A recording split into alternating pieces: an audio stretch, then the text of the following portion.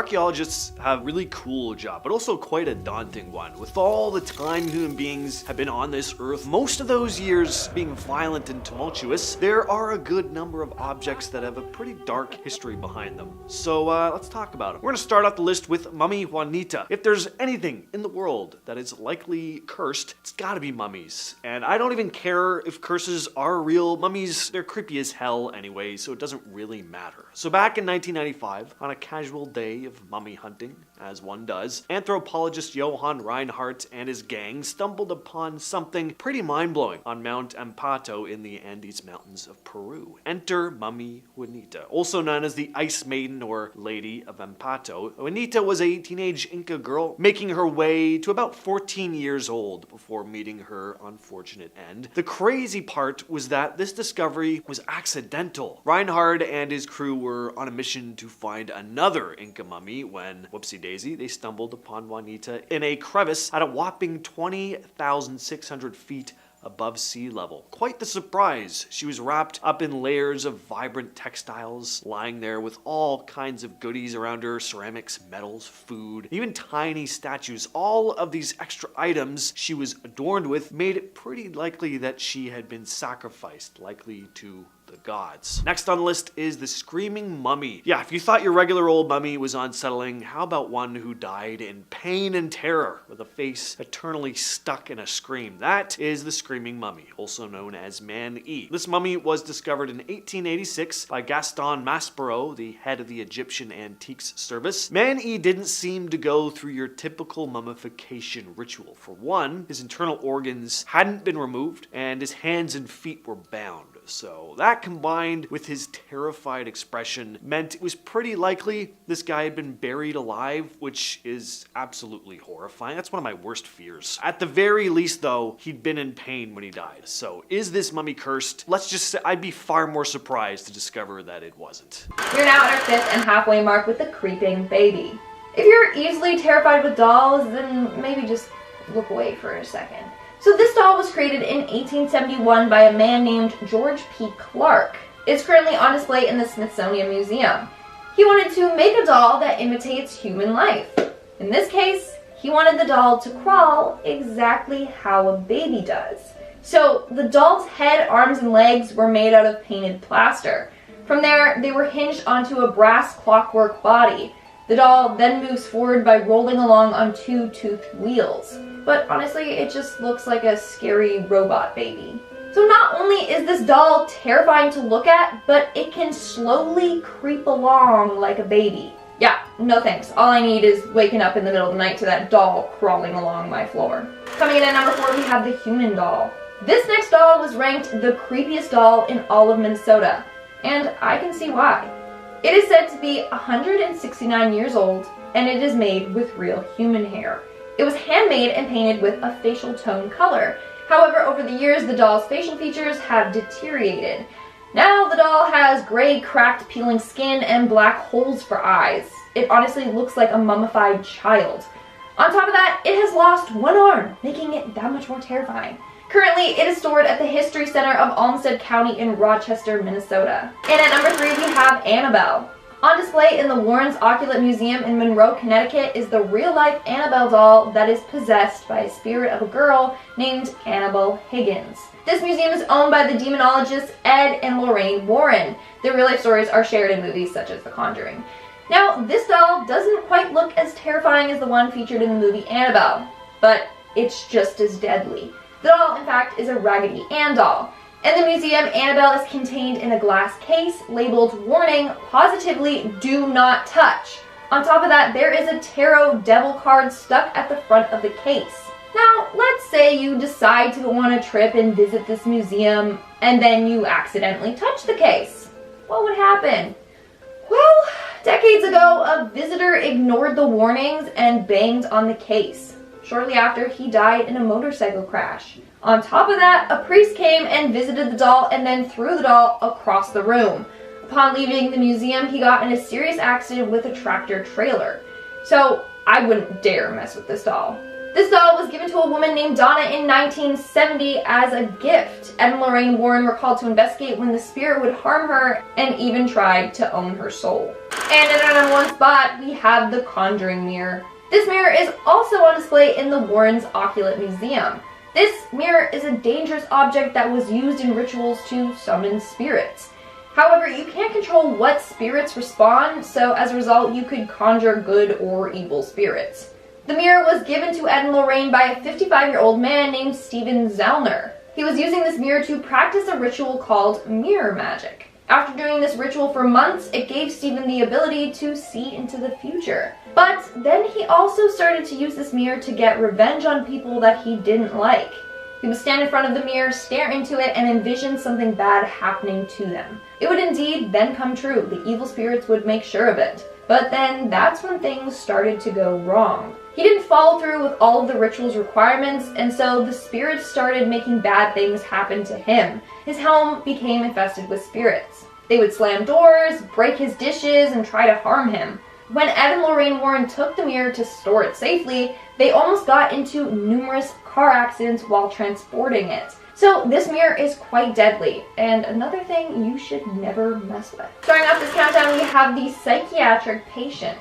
Over at the Glore Psychiatric Museum in St. Joseph, Missouri is a display of a bunch of weird random objects. You wouldn't think anything of them until you read the caption. These objects were all found inside of a woman's stomach. Yes, this woman suffered from pica. Pica is a condition that causes individuals to crave and eat unusual non-food items. These items may include paper, wood, feces, paint, dirt, and rocks. It is thought that those with pica have an iron or zinc deficiency. There were 1,446 items taken from this woman's stomach, and all of them are on display. These objects include buttons, safety pins, nails, and sewing needles. In our 9th spot, we have the tapeworm. At the Meguro Parasitological Museum in Tokyo, Japan, you will find the world's largest tapeworm. This tapeworm is about 28.8 feet long, and scary enough, it was extracted from a man's intestinal tract. He got the tapeworm after eating trout sushi. So, if you get a tapeworm, it attaches to the inner walls of your intestines where it feeds off the food being digested. Just look at the size of this thing. That was inside someone's body. That is gross. It is said that this tapeworm started off small and then eventually grew that big inside of him. So if you have a strong enough stomach, then you can view this insect along with 45,000 other real-life parasites at this museum. Coming in our 8th spot, we have the jarhead. If you visit the Museum of Criminal Anthropology in Turin, then you will have the chance to see a perfectly preserved head in a jar.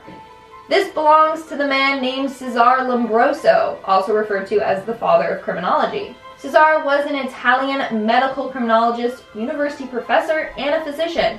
He conducted numerous studies on criminals to try and figure out why some people commit crimes and other people don't. Well, after he died, his head was sent to his colleagues so that his brain could be studied. In fact, that's what he requested in his will. Afterwards, his head was sent to be preserved and put on display in that museum. But seriously, can you imagine that? Like, in his will?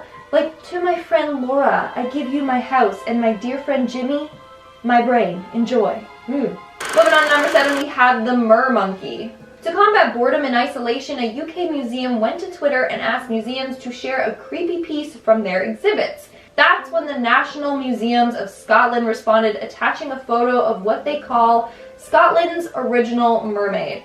Basically, it's an object that was purposely made to look quite odd.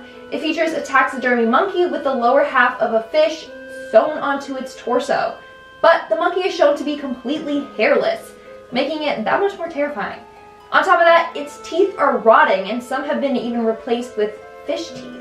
It's a very, very creepy design. Like, who came up with this thing? And let's hope that it's fake and not an actual creature. In our 6th spot, we have the executioner. So, I don't know what's more terrifying, being executed or encountering an executioner wearing this terrifying looking mask. So this mask was said to have been worn by executioners in the 19th century. It is made out of 3 iron plates and features 2 circular eye holes, and the worst part, a terrifying, lopsided grin.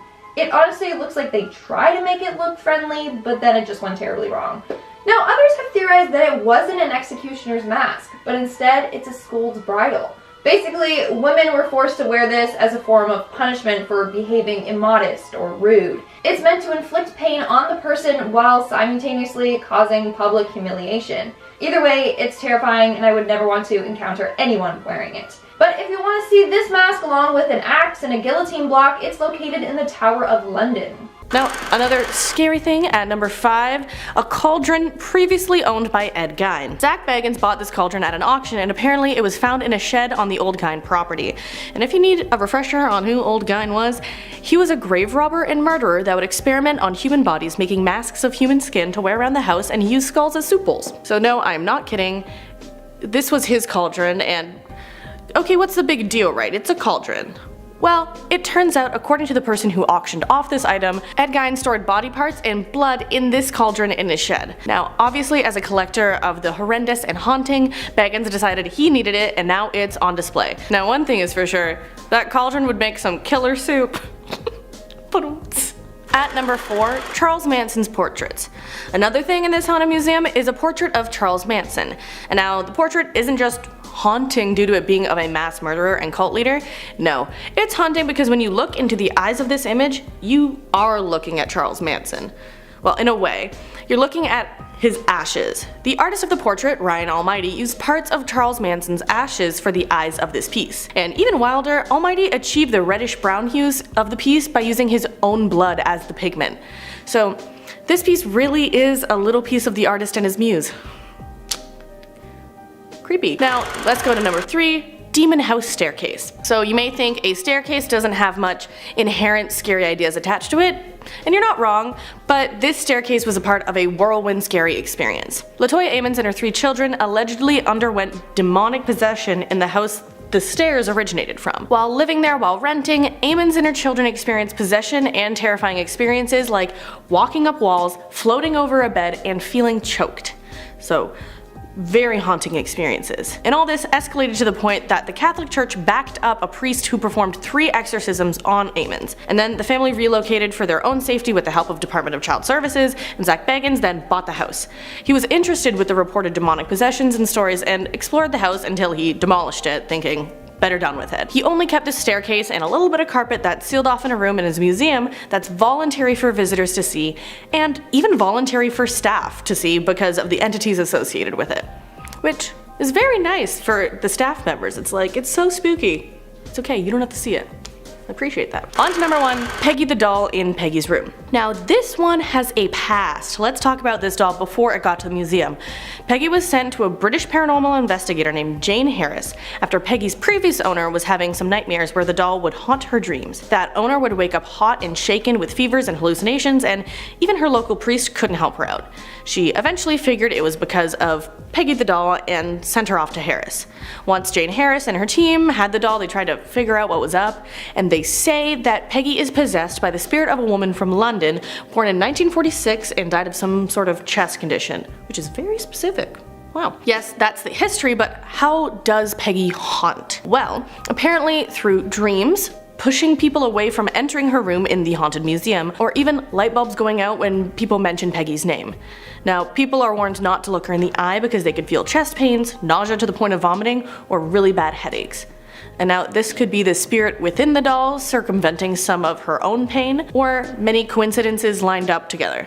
But either way, many say the scariest thing they saw on their trip to Zak Bagans Haunted Museum was Peggy. At number 10, the Dybbuk box. Now, do you remember that the 2012 movie The Possession was based on a true story? Well, that story was based on a Dybbuk box. Now that specific box that the movie was based on is one that now Zak Bagans has at his haunted museum. And this box is actually a wine cabinet that is allegedly haunted by a Dybbuk. And now, a Dybbuk is Yiddish for a malicious possessing spirit that people believe to be a dislocated soul of a dead person. And so it becomes trapped in an object, like this wine box, until a person helps release the spirit. Now in Bagans' box, it's believed the restless spirit can possess the living, and that's why Zak Bagans is keeping the cabinet closed, because he's a little bit scared of it himself, I would think. Now, the box was originally posted on eBay for sale by a man named Kevin Manis, who was having a ton of trouble with it. Anytime he gave it as a gift to someone, they experienced strange issues and its darkness, and it passed through the hands of others afterwards as they would each have their own unnerving experiences with the box. At Zak Bagans Museum, if you want to see the box, you must insist to see it and be 18 years of age or older and sign a liability waiver, because they're not joking around. Now, not all exhibits at the museum stay open all the time. At number 9, we have the Devil's Rocking Chair.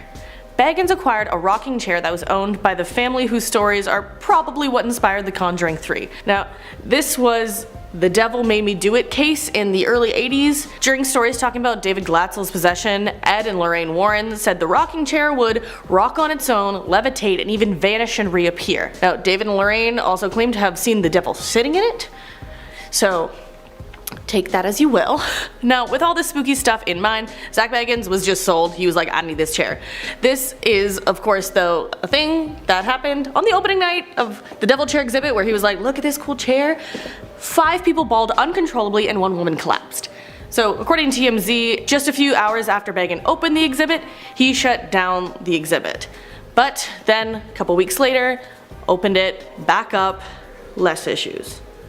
But that opening night started with a bang. So let's go on to number 7. Another thing there, Bela Lugosi's mirror. Now this mirror has many stories attached to it, especially since its namesake comes from its connection to Bela Lugosi. And now, if that isn't ringing any bells, he is most well known for playing Dracula in the 1931 film, so quite a ways back. Now, guides of the tour at the museum say that Lugosi would use the mirror as a medium for scrying and trying to talk to his dead wife, but the truth is the only confirmed connection is that it was originally said to have once been in Bela Lugosi's house, plus none of his 5 wives died while he was married to them, and there is no documentation of him participating in the occult, but the mirror has seen some things. It was in the room when Frank Celetri was mysteriously murdered, a crime that still has not been solved. He was found bound up in the master bedroom with a single in the back of his head. So maybe those who let their minds wander while looking into this mirror fall ill when they project those ideas onto the mirror, or maybe the mirror itself has the capacity to haunt and curse those who look into it.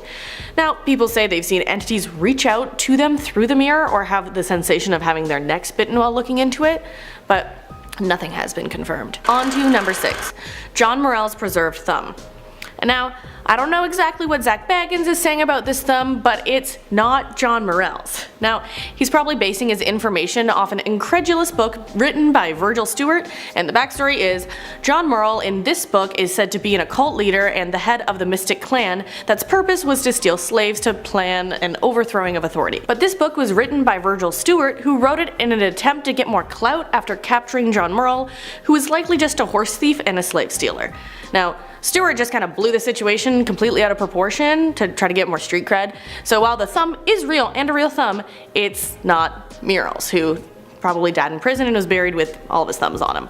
And now, that's not to say what it stands for isn't scary. People in Mississippi read the book and believed in it, believed in what Stewart was saying. In Tennessee, they knew the truth because they knew Stewart and he was just fabricating things. But in Mississippi, ooh, Nelly, they were suspicious of one another so much. The summer of 1835, people in Mississippi were killing one another and their innocent slaves on the off chance any of them was part of this mystic clan, which is a clan that didn't exist. So now you know the harm in falsifying stories, you can see how this little thumb is a creepy bugger and a symbolism of something bigger than it is. So, worth it in a way to have at the museum. 5. The Cursed Amethyst. The Cursed Amethyst is located at the Natural History Museum, but before it made its way there, it was owned by 19th century polymath Edward Huron Allen. The story surrounding the stone says that it was stolen from the temple of god Indra during the Indian Mutiny by Colonel W. Ferris, an officer of the Bengal Cavalry. After Ferris's death deteriorated and he died, the cursed amethyst was passed on to his son. Now the curse of the gem was so strong that he eventually decided to have it stored away in a bank vault inside 7 7 locked boxes with a note of warning to anyone who dared handle it. Now, Edward also left strict instructions not to remove the amethyst until 33 years after his death. Now, after facing a string of health and financial misfortunes, Edward made several attempts to get rid of the stone, but they all proved unsuccessful, as each time it was returned to him. Then Less than a year after his death, though, his daughter donated the amethyst to the Natural History Museum, where it is on display in the vault. Now, why she would ignore his instructions, I have no clue, but they were strict instructions, so I don't think any of us should get near that piece of amethyst. Number 4. The Unlucky Mummy. The Unlucky Mummy is an ancient Egyptian artifact in the collection of the British Museum in London. The identity of the original owner is unknown, but this painted wooden mummy board of an unidentified woman was acquired by the British Museum in 1889. Now, the Unlucky Mummy isn't actually a mummy, but the mummy board or coffin lid of a high-status woman who lived in around 950 to 900 BCE. Discovered in Thebes in the 1800s, the 4 young Englishmen who first purchased the mummy all died in unfortunate circumstances. The mummy board has acquired a reputation for bringing misfortune, as it has been credited with causing death in large-scale disasters such as the sinking of the RMS Titanic in 1912, thereby earning the nickname the Unlucky Mummy. Now, the Unlucky Mummy has also been linked to the death of British writer and journalist Bertram Fletcher Robinson. He conducted research into the history of the artifact whilst working as a journalist for the Daily Express newspaper during 1904. He became convinced that the Unlucky Mummy had malevolent powers and died just 3 years later at age 36. Now, with a nickname like that, I'd stay away from it too. Number 3. Begging Bowl. The Traveling Museum of the Paranormal and Occult has something of nightmares. They have a gilded money skull, often referred to as a begging bowl, that was once used by monks to appease angry spirits in Tibet. Skulls of all kinds, including human skulls, were often created as offering plates in which wine, bread, and often blood were offered to vengeful demons in order to drive them away from a holy place. This particular begging bowl belonged to a Chicago area man who recalled that his grandfather often fed the skull blood in order to perpetuate the family's good fortune. The family was careful to never forget the meals, because if they did, an angry entity would wreak havoc on their lives. Now, my question is, does the museum feed it? Are visitors allowed to feed it? I need answers, but I also never need to be in contact with that bowl, ever. Zak Bagans Museum. Zak Bagans has many haunted and cursed items in his possession, but one I really want to warn you about is Peggy the doll. Now, what's up with all these haunted, scary dolls? I hate it. Now, a warning, it said that if you look into this doll's eyes, it can cause you to have health issues or even get haunted. Now, Peggy is considered to be the most haunted and dangerous doll in the world. After being purchased at a car boot sale, the owner began having nightmares and felt as though she was being haunted by the doll. She contacted Gein, a paranormal and haunted doll investigator, and eventually sent the doll to her. Gein and her team of psychics began working with the doll, running experiments or having paranormal sessions with it, and began posting photos and videos of the doll online. That is when she began receiving comments from people who had seen the video, and immediately after viewing it, began to have chest pain, nausea, and or crippling headaches. Peggy's picture alone is said to cause anxiety, heart attacks, and headaches. Peggy is treated with extreme respect in the museum. She has her own room, and a spirit box is linked up to the room so guests can interact with her if they so wish. And coming in at number 1 is the scarab. The Smithsonian is home to many ancient Egyptian treasures and artifacts, and it's believed that these items are cursed. And I mean, with all the movies about Egyptian curses, this doesn't really surprise me. They have a scarab believed to be from King Tut. Now, if you don't know what that is, they were popular amulets and impression seals in ancient Egypt. There are many of them, and through their inscriptions and typology, they are an important source of information for archaeologists and historians of the ancient world. Now, it's said that bad luck will follow anyone who touches King Tut's body or anything in his tomb, and since these belong to him, I'd say watch out. In 1922, when King Tut's tomb itself was unearthed after more than 3,000 years of uninterrupted rest, some believe the pharaoh unleashed a powerful curse of death and destruction upon all who dared to disturb his eternal slumber. So, since this scarab belonged to him, it's believed to actually be cursed from King Tut himself, so I'd stay away. Coming in at number 10 is the Haunted Shop Ledger. A family in Kent donated this haunted book to Brighton's most haunted house, Preston Manor, in 2015. The ledger, which dates from the First World War, was discovered bricked up in a shop wall in Brighton by a worker when he was demolishing the building in 1988. He took the ledger home, and soon after, he and his daughter began experiencing visions of men, women, and children, and a soldier with a horse. The daughter was told by one of the spirits that the book must be returned to Brighton for the centenary of its first entry in December 1915. The terrified family then delivered it to Preston Manor, which has its fair share of ghosts and reputation for spectral activity and unexplained phenomena dating back to its days as a private home in the early Victorian period. Now, a medium visiting the house inspected the book and confirmed that they could sense bad things emanating from it. Yeah, I think it's a good idea that the family gave it to someone else.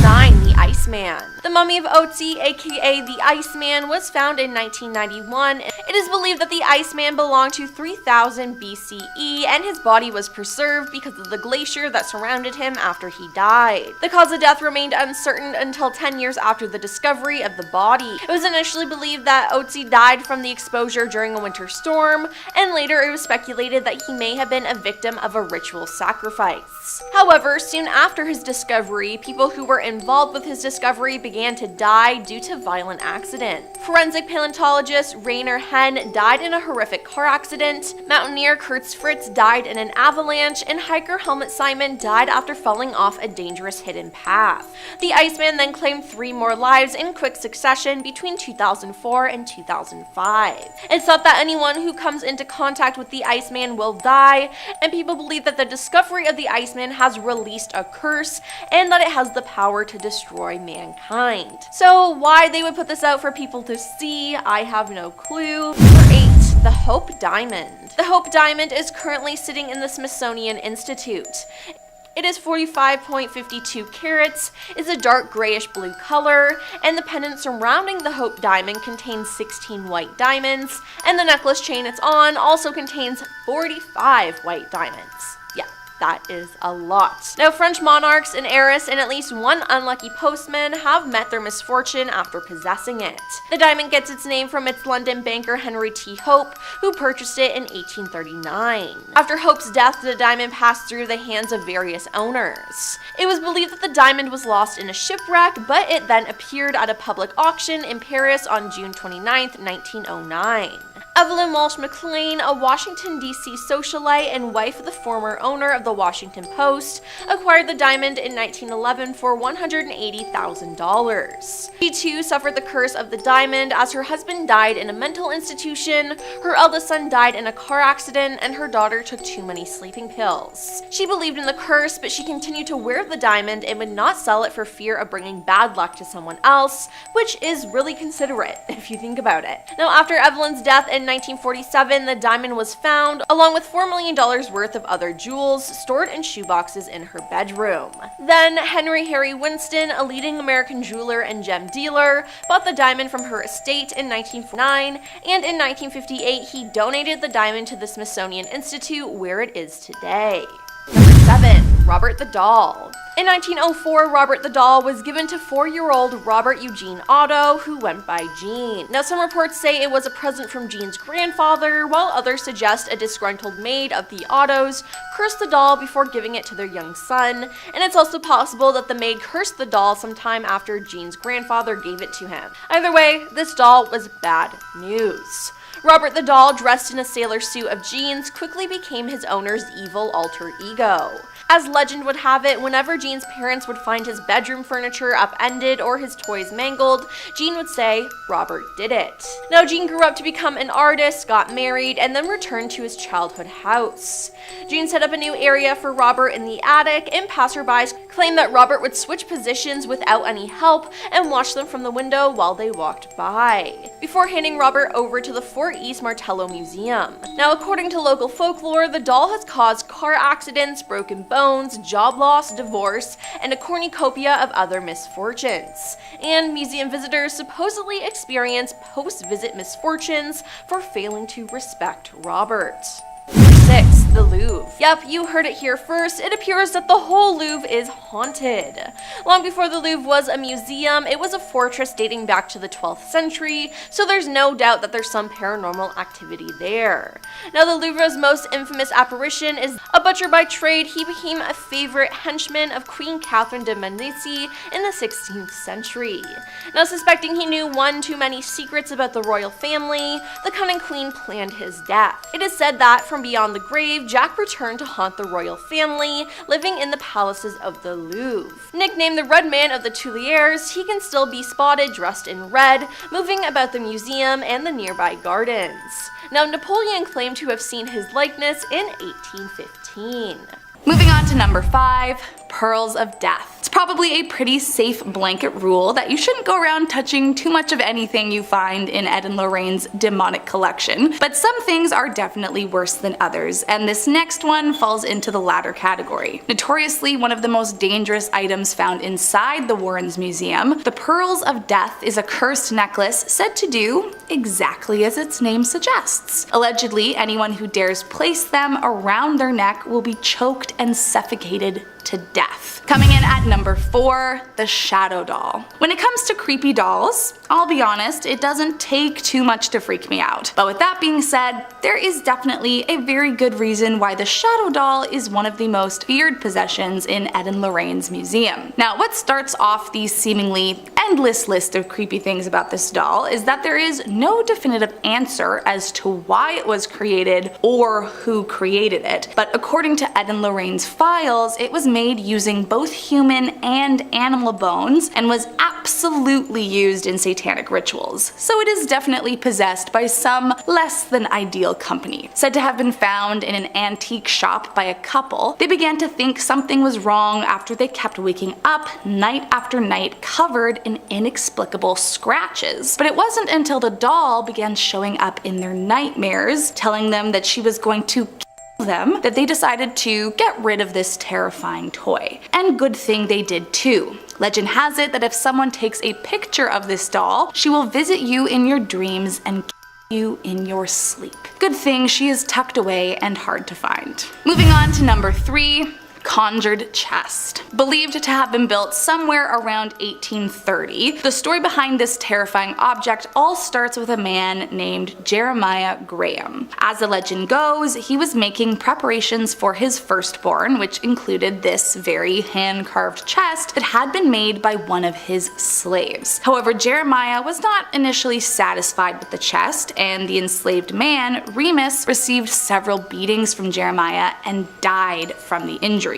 Now, for obvious reasons, this didn't sit well with the other enslaved members of the community, and to avenge his death, they decided to cast a curse on the chest to forever torment the family that had killed their friend. Unaware of this curse, the chest was moved into the nursery, and soon after they began noticing that anytime someone put clothing into the chest, they ended up being involved one way or another in a tragedy, usually their death. Years later, a woman named Virginia is said to have tried to reverse the curse, enlisting the help of her maid to gather what was needed to put an end to the suffering, but it doesn't appear to have done the trick. For a few more generations, the chest continued haunting all that opened it, until finally it was donated to a museum and hidden away forever. Moving on to number 2, Peggy. When Jane Harris, who specializes in haunted dolls, received a package in the mail, it did not take her any time to figure out that this one was very scary. Inside the package was a blonde-haired doll with a note explaining that her name was Peggy and that she was haunted. Apparently, the woman who mailed it had tried seeking a priest out to exorcise the doll, but it was unsuccessful, and the woman no longer wanted the doll in her house as she was starting to fear for her life. Jane began an investigation immediately, posting numerous photos online for feedback. Now, a day later, she had 80 emails claiming that the photos of Peggy had made them nauseous or given them intense migraines. Then she got the most frightening message of all. Apparently, one woman suffered a heart attack after looking at the photo. And while she survived,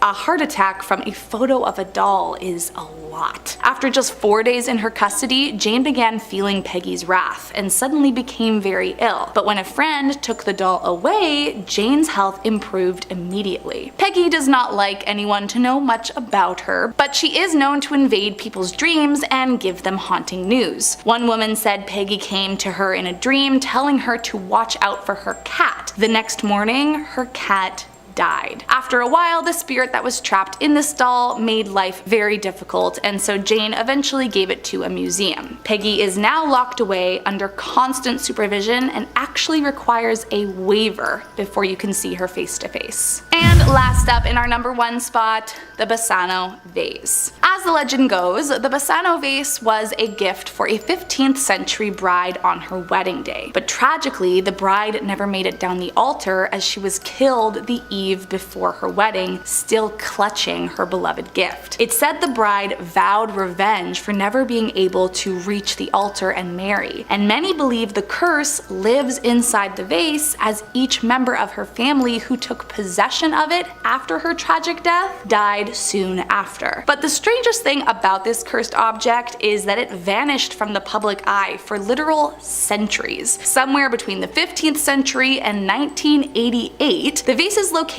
was unknown until it popped up at an auction in Lira and sold for $4 million. The vase was allegedly sold with a note that read, "Beware, this vase brings death," and the man who bought the vase at the 1988 auction reportedly died soon after. The next man who bought it was a doctor who died 3 months later. In fact, if the reports are true, the longest anyone has ever been able to withstand the evil vase before succumbing to the curse is 3 months. As of today, it's unclear just exactly where this vase is, and so the mystery of the disappearing vase remains. Let's just hope it stays hidden. First up at number 10, we have the haunted mirror. Found in the Museum of the Paranormal and Occult, this dark mirror is said to show you much more than you will ever want to see. The mobile museum obtained this cursed mirror from the original owner, who claimed to have purchased it while attending a psychic fair in the Columbus area. Now, there are lots of alleged cursed mirrors out there, some said to be haunted by demons who escape in the night, torturing whoever possesses the cursed glass, which, don't get me wrong, is definitely terrifying. However, this particular object has more of a eerie, foreboding quality that is sure to send anyone who looks into it into a spiral. According to the museum, those that dare gaze into the cursed mirror claim to be struck with very upsetting visions, and some even reported ghastly sightings such as their own corpses staring back at them. Moving on to number 9, Ed Gein's cauldron. So a little backstory on Ed Gein, aka the Butcher of Plainfield. He was a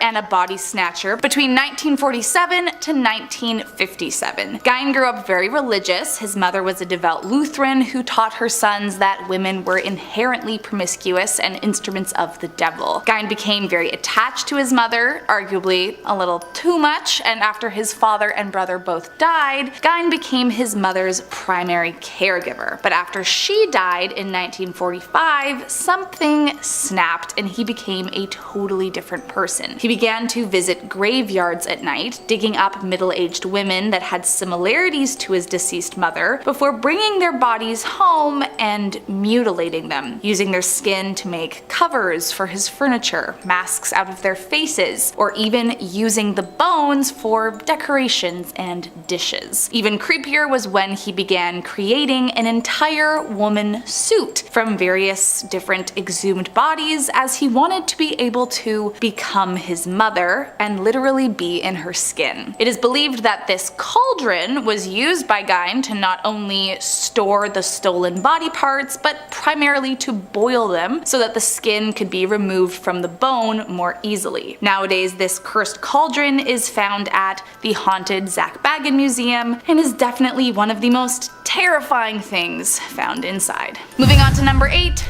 the Hope Diamond. As the legend goes, back in 1666, a French merchant obtained this beautiful blue diamond after illegally plucking the gem from a Hindu idol and selling it to King Louis XIV, a sacrilegious crime for which he was later mauled to death by dogs for committing. Fast forward a few years to the French Revolution, and the cursed gem was allegedly stolen again, this time disappearing for years, only reappearing in the 1800s. For years, experts questioned where this jewel had been hidden, but their curiosity was short-lived, as soon the jewel wasted no time ruining lives of those it interacted with, and has routinely been blamed for several tragedies over the years. Some of the misfortunes include the loss of great fortune, people's deaths, and people taking their own lives, while some even say Marie Antoinette's death could have been linked to her possession of the cursed diamond. Nowadays, this cursed object is safely stowed away as a part of the Smithsonian Institution, so let's just hope it's never found and stolen again. Otherwise,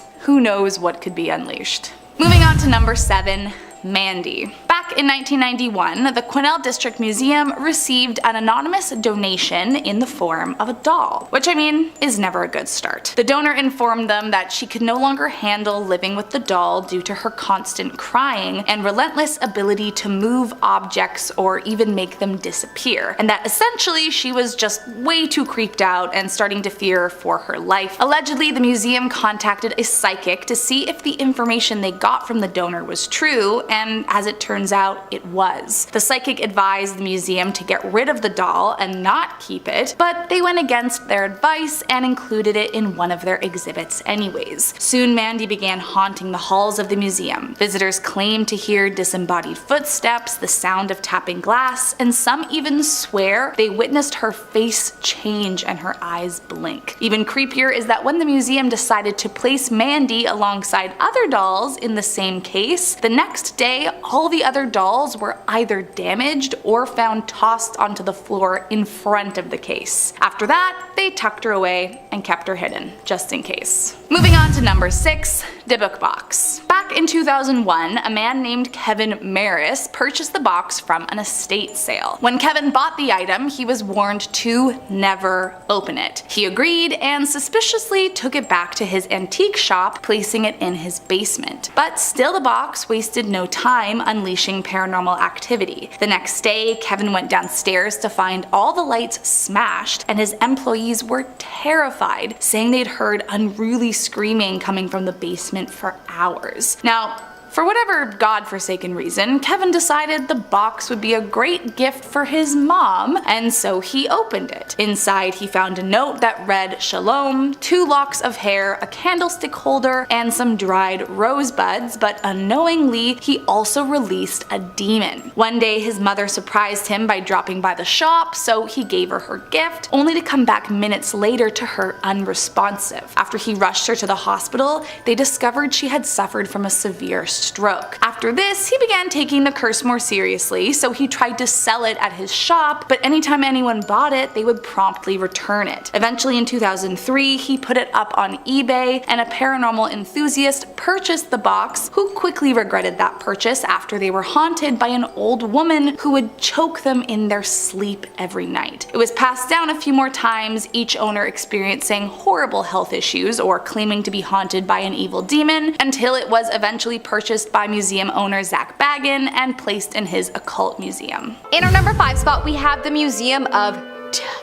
The Museum of Death, located in Los Angeles, California, USA, is one of Hollywood's horror museums, in my opinion. It apparently has the largest selection of artwork from serial killers. So yeah, it definitely possesses 1 or 2 haunted items. Oh, and did I mention that the museum has a head as one of its items on display? Yeah, what the heck, right? It's the head of French serial killer Henri Landru. There are crime scene photos from the Manson murders, and also many execution devices. Gosh, as terrifying as this all sounds, why do I still want to go? Curiosity always wins. In our number 4 spot, we have Vent Haven Museum. The Vent Haven Museum is located in Kentucky, and not gonna lie, it fully gives me the creeps. It was created by a man by the name of William Shakespeare Berger. Great name. The museum is famous for its doll collection. Man, I'm not gonna lie, I loved dolls before Most Amazing. Now I find them terrifying. Hopefully I never have to do a haunted Barbie video while working here because that will probably destroy all of my happy childhood memories. Anyways, apparently this museum has 800 dolls. Yeah, a lot of people say that they are haunted, but honestly, if you walked into a space with that many dolls, I'm sure you probably would think that too. In our number 3 spot, we have the Museum of Shadows. Apparently this museum has gained a reputation for being one of the most haunted museums in the US. It is located in Nebraska, USA.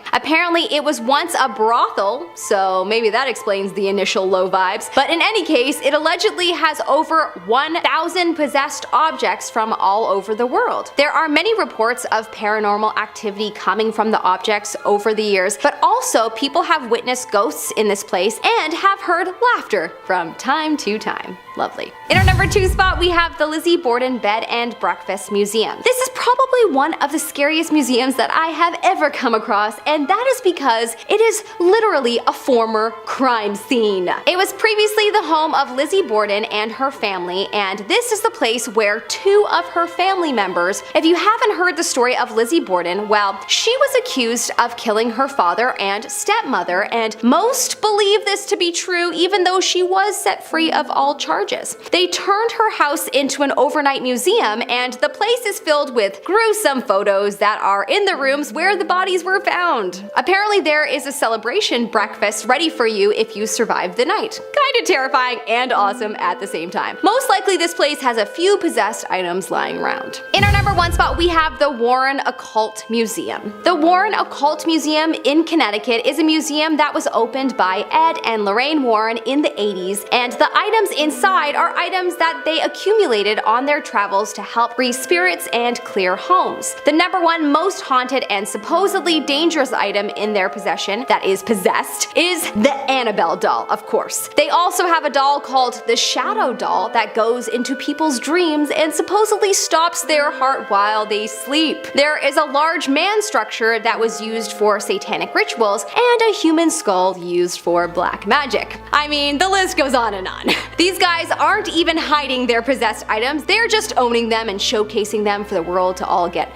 Coming up at our number 10 spot, we have Zak Bagans The Haunted Museum. Zak Bagans The Haunted Museum is called a haunted museum for a reason. Located in Las Vegas, there's some pretty scary stuff in there. It is known for having possessed objects, and it is proud to do so. From a painting with the real ashes of Charles Manson painted into the eyes of a portrait of him, to Ted Bundy's glasses, this is a museum with some of the most low vibe items from some of the worst criminals, and so obviously it would be haunted and the items would be possessed. I mean, they advertise it in the name, so they own it. In our number 9 spot, we have the Swansea Museum. The Swansea Museum is said to have one very possessed item, the Swansea Devil. This is an item that looks like the devil, and people have confirmed that they definitely think it is haunted. It has a pretty interesting backstory actually. In 1890, an architect by the name of Sir Arthur Bloomfield beat out a local architect for the job of rebuilding the ancient St. Mary's Church, and the local architect was not okay with it. Apparently, a few years later, he ended up purchasing a row of cottages facing the church, and so he tore them down and built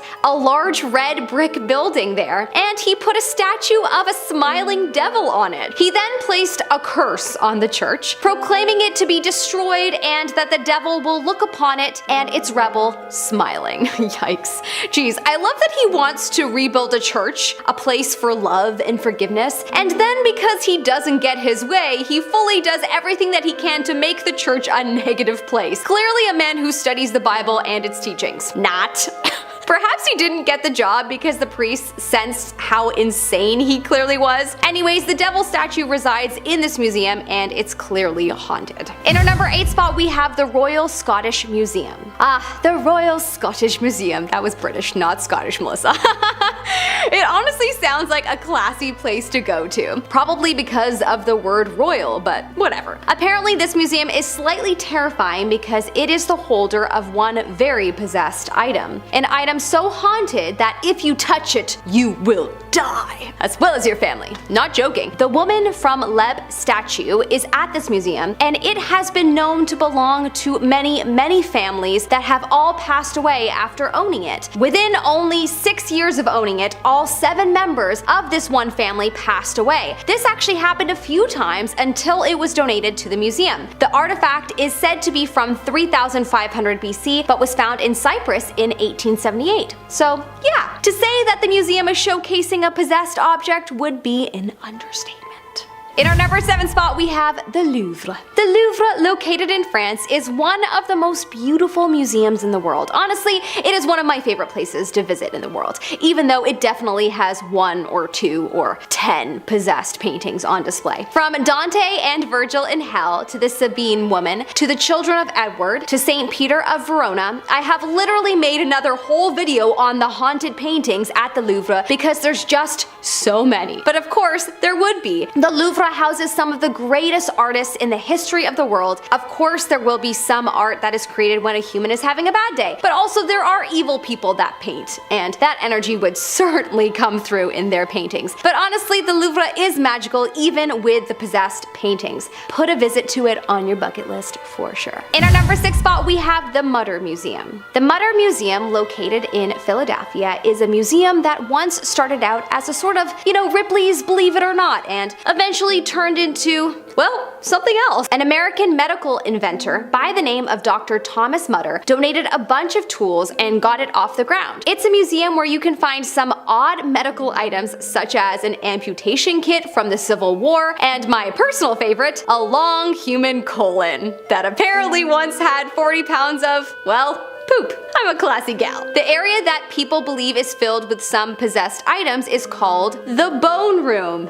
I wonder why. It is a room filled with human skulls. 139 skulls, in fact. Lord knows why. They probably all come alive at night like the movie Night at the Museum. Creepy. The skulls all have descriptions as to how their owners passed away. Like an odd little memorial. Not spooky at all. Next on the list, we have Andvari's Cursed Ring. So this thing is straight out of Norse mythology, so a bit different than most of the stuff on this list, but the story is pretty fascinating and strange, like a lot of ancient mythology is. So Andvari was a dwarf who lived under a waterfall. He also had the power to shapeshift into a fish, specifically a pike.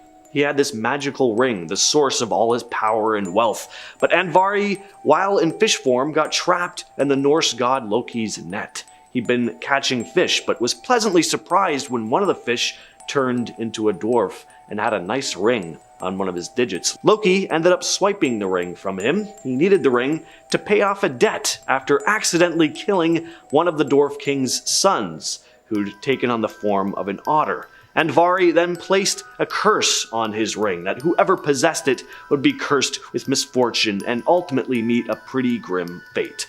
Well, Loki gave the ring to the dwarf king Redmar to make amends, but it turned out that Andvari was also one of Redmar's sons. Not knowing the ring was now cursed, tragedy befell pretty much his entire family. His sons became greedy for the ring and all met pretty grim fates once they got their hands on it. I'm summing things up, of course. This story would be the length of the entire video if I went into every detail, but the story probably does sound a bit familiar. Yes, it is one of the many pieces of ancient mythology that inspired Tolkien when writing Lord of the Rings.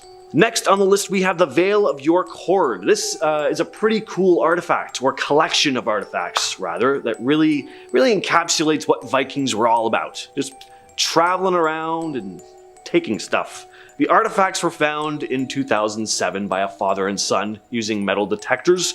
It was a gilt silver cup or pot, which is already a treasure in itself, but it contained more treasure, mostly coins, but there were also ornaments and bars of silver, jewelry, and the coolest part was that all of this stuff was from different parts of the world, mostly Europe, of course, but some of the items were from as far as Afghanistan. Like, Vikings, they live up to their name. They got around, and it's pretty amazing to see direct physical evidence of it with a collection like this. Now, were some of these items gifted to whoever this Viking was? Probably. They weren't like just pillaging and killing all the time like we've been mostly led to believe, but it's also pretty safe to say some of this stuff was taken by force or picked up after a raid. Next on the list we have Viking teeth modifications. If you were like me, the dentist is one of the worst places you can be. Having stuff poking and prodding at your teeth it just hurts, and you're looking up at that light and you feel like aliens are dissecting your body. It's just the worst. So imagine having lines and like shapes etched into your teeth. That would probably be pretty painful. But Vikings did it. It's not entirely clear why they'd modify their teeth, but we can speculate that it was to make them appear more fierce. Skeletal remains of ancient Norsemen have been dug up in Sweden and Denmark with horizontal grooves cut into their teeth. For the most part, they're just horizontal lines, but there have been other shapes found as well. Again, it's not 100% known why some of them did this, but it's said that maybe they dyed the grooves to create cool lines on their teeth, almost like tattoos. It would have been extremely painful again, and it wasn't super common, but it was definitely a bit of an ancient Swedish and Scandinavian trend. There are plenty of cultures around the world that would do something similar to this, but Vikings are the only known culture in medieval Europe to have practiced it. Now, I couldn't do this list without talking about Viking ships. I mean, remnants of Viking longboats have been found in various parts of Europe, and what an incredible feeling it would be to discover one of these things. Incredibly cool, but undeniably eerie at the same time. I mean, these ships crossed vast expanses of water carrying fierce warriors who completely changed the course of history in Europe. If there really are curses or dark forces that linger and latch themselves onto ancient artifacts, I mean, I think Viking ships are most definitely on that list. And the same goes for their weapons. I'm not quite sure what would be cooler to find. A longboat, a piece of Viking armor, or a weapon. I like swords, so I'm gonna go with a weapon, but let me know what you'd want to find down in the comments. Cursed swords and axes are pretty prevalent in Viking mythology, but again, if cursed objects really are a thing, pretty safe to say that these weapons that took the lives of so many unfortunate souls during Viking raids probably have some dark energy lingering on them of some kind. Again, if you believe in that sort of thing. And we're finishing off today's list with Naglfar, the ship of the dead. So in Norse mythology, Naglfar is this massive ship made entirely from the fingernails and toenails of the dead, which is pretty metal. Naglfar is said to be destined for a pretty ominous purpose. During Ragnarok, which is basically the end of the world in Norse beliefs, Naglfar is supposed to set sail. It's helmed by the giants, who are the enemies of the gods, and when Naglfar sails during Ragnarok, it's a sign that things are about to get very chaotic and apocalyptic. The idea of a ship made from nails might sound pretty strange, but in Norse mythology it's all about symbolism and like just dramatic imagery.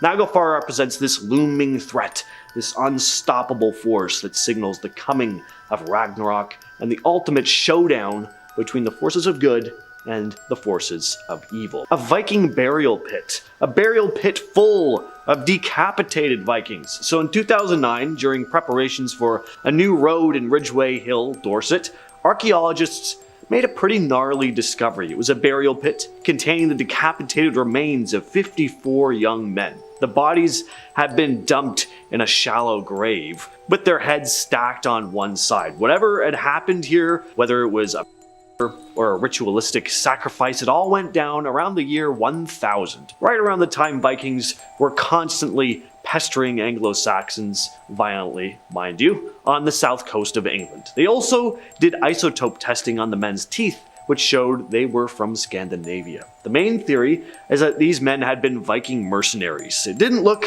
like they'd been killed haphazardly though. Their wounds looked like they'd been made pretty clean and methodically, so there's a good chance they'd been rounded up and sent back to Odin at the hands of a sword through the neck. Next on the list, we have Viking bog bodies. For starters, what are bog bodies? Well, they're bodies that were buried in bogs. Well, what happens in this case is that they end up being preserved relatively well, similar to mummification, but they're incredibly creepy. The skin becomes pure black. They end up looking like raisin people. Now, bog bodies aren't unique to Viking Age Scandinavia. They've been around in different parts of Europe, But in the case of the Vikings, it looks like they buried some folks in bogs intentionally, possibly sacrificially or as a form of punishment. One story goes that King Harald Bluetooth of Denmark drowned the Norwegian queen Gunhild in a bog after tricking her into coming to Denmark with the promise of a marriage alliance. There have also been a number of Viking Age bog bodies found with pretty gnarly wounds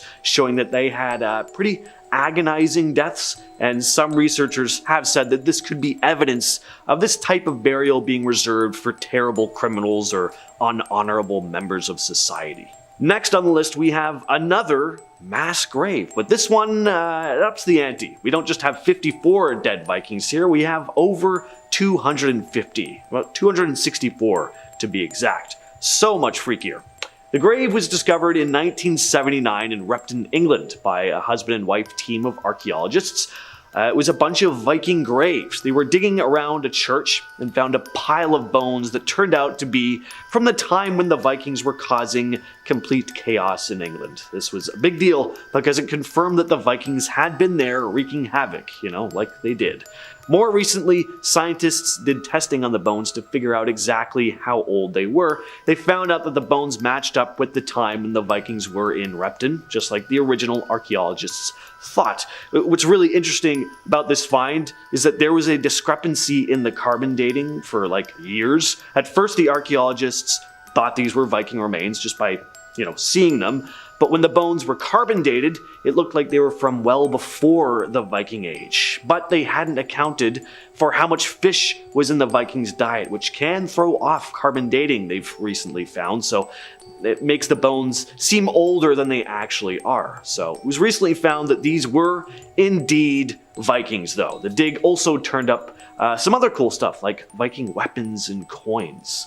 Next, we have the remains from St. Brice's Day. In 2008, the remains of over 30 fighting age men were found buried in a mass grave during an excavation at St. John's College, Oxford. They were believed to be Danes, some of the victims of the St. Brice's Day.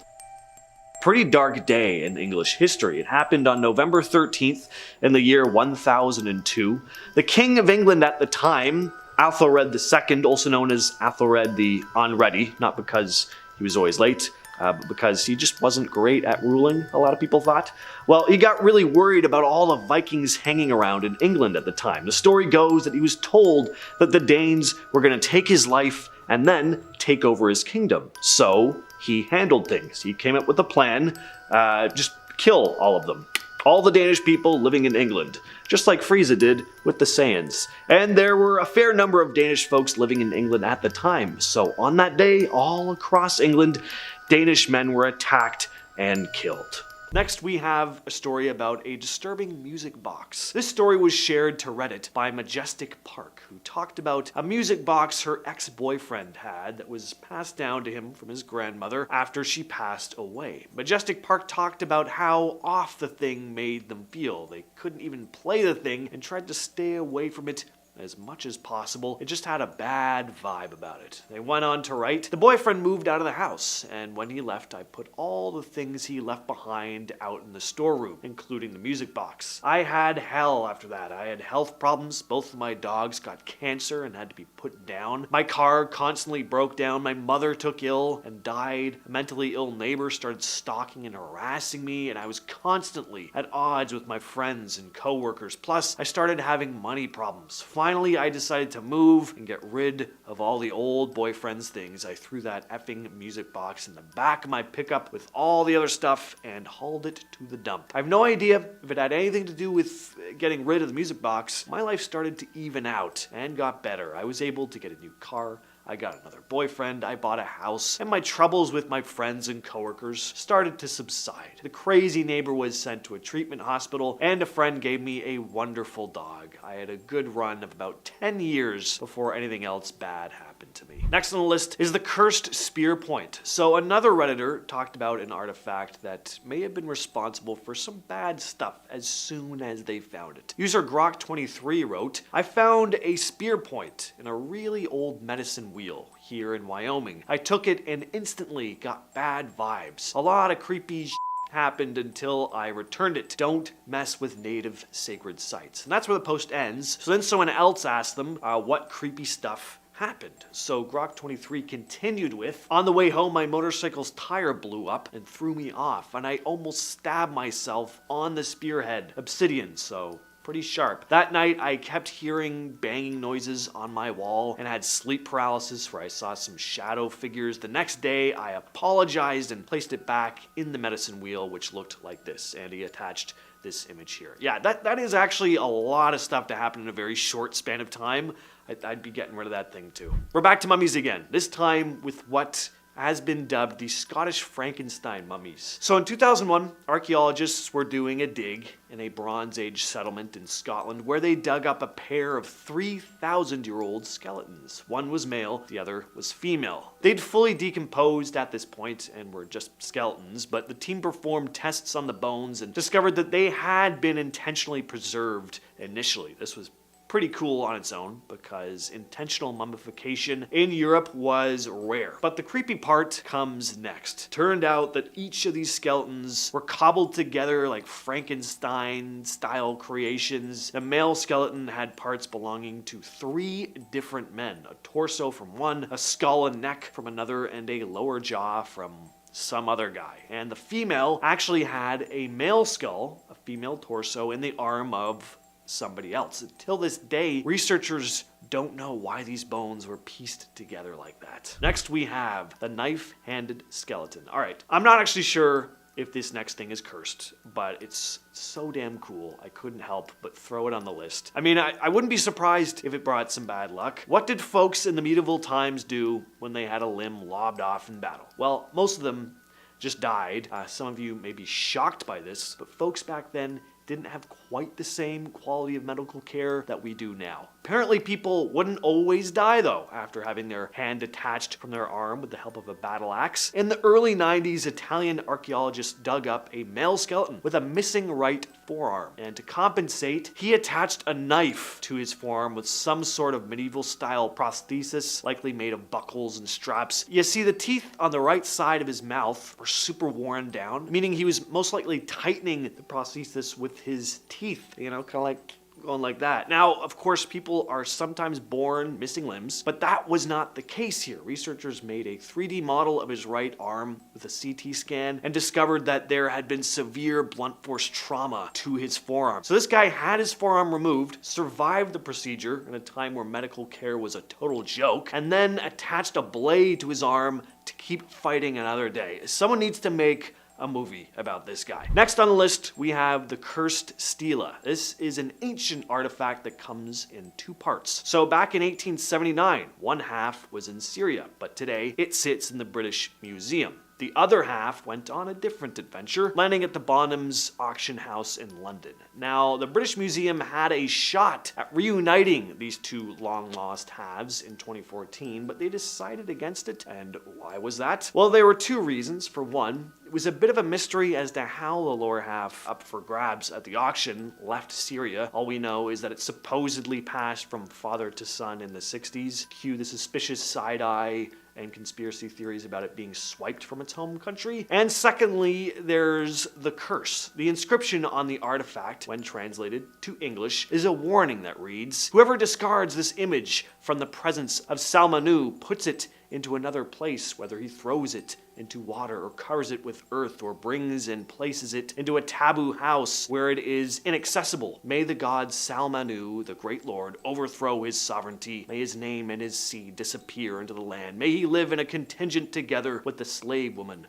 of his land." So housing it in a British museum certainly counts as putting it into another place. So they opted not to purchase the second half, perhaps partly in fear of angering Salmanu even further. The Terracotta Army. In 1974, a group of farmers in China stumbled on something big while digging a well. They found this massive pit filled with thousands of life-size clay soldiers, horses, and chariots. These clay soldiers were made over 2,000 years ago to guard the tomb of China's first emperor. The emperor wanted an army to follow him into the afterlife, so his followers made this incredible army out of clay, and each soldier was unique. week with different faces, hairstyles, and even uniforms. It's incredibly impressive to look at, even just in pictures. But back to the curse part, some people claim that disturbing the emperor's tomb, which probably includes finding and digging up the Terracotta Army, brings bad luck. And the farmers who discovered it in 74 had a pretty tough time afterward. First off, their village got moved because of all the fuss about the discovery, and then a bunch of the farmers faced hardships like illness and financial troubles. Now we move on to a cursed mirror known as the Dark Mirror. It's said that this scrying mirror, which is now housed in the Traveling Museum of Paranormal and Occult, shows disturbing visions when you gaze into it. The most common thing people see is their own corpse staring right back at them. People have also reported seeing themselves rapidly aged. Some have seen their reflection move on its own, like winking or smiling at them. Or sometimes people's reflection will just vanish altogether. A man donated the mirror to the museum after buying it at a Columbus area psychic fair. As soon as he took the thing home, he started experiencing some disturbing stuff, i.e., every time he looked at the mirror, things just looked off, almost like the mirror was conjuring up his deepest, darkest fears and taunting him with them. Suffice to say, he didn't want the thing in his house anymore. Finally, though, we have the Hope Diamond. So this blue gem is currently housed at the National Museum of Natural History in DC, but its journey has been pretty dramatic, to say the least. Legend has it that this diamond was taken from an Indian idol. After that, anyone who had their hands on the thing was in for a wild ride of misfortune and tragedy. Like King Louis XIV and Marie Antoinette, two big names in history who each had their fair share of drama and both possessed the Hope Diamond at one point in their lives. In 1839, a guy named Henry Thomas Hope dropped a large sum of money on the diamond, slapped his name on it, and then died. Then his family sold the gem to settle some gambling debts. After that comes jeweler Wilhelm Falls. He snags the diamond, and then his very own son takes him out. In the early 1900s, Evelyn Walsh McLean took the stage. Her kids kicked the bucket prematurely, then her husband left her, and he ended up taking his life not long afterward.